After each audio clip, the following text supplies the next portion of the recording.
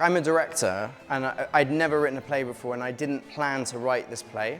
I had the idea in about 2018 when there was an inquiry into anti-Semitism in the Labour Party, one of our big ruling parties, and it was specifically around conversations in the party around Israel, Palestine, but that were also in some instances becoming quite anti-Semitic.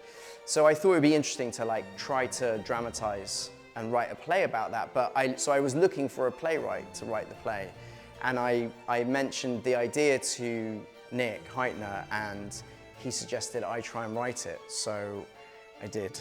I didn't want to write about the actual inquiry in the Labour Party, and I'd found this sort of proxy story, this incident of Roald Dahl, and something that really mirrored what was happening at the time. I think that in the world at the moment there's a lot of black and white thinking, a lot of very kind of binary thinking, and it lacks complexity and nuance. And I hope that theatre can create a space for an audience to sit with complexity and no easy answers, and just hear different sides of the argument in a human conversation, and take those lack of conclusions out into the world after seeing the show, and wrestle with them. The production is still on in London, and then seeing pictures from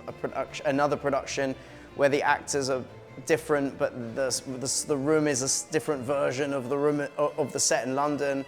But it's a real honor. It's really exciting that a company like this and a theatre like this and actors of this great caliber want to engage with this play, which is, hopefully a really funny, uncomfortable night at the theatre.